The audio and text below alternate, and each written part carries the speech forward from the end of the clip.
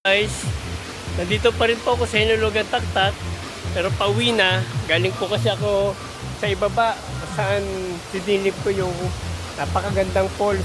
So yun nga lang, napakalaki, dami ko pang bangin paakyat.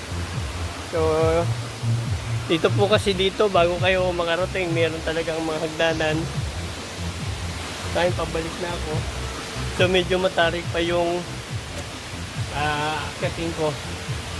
So sa mga taga Rizal dyan, taga Metro Manila, o kung saan man po kayo naka tira at gusto nyo marating to, nandito lang po ito sa Antipolo, Hinulugan Taktak Falls po ito. Sikat po ito dito, pakaaliwalas dito.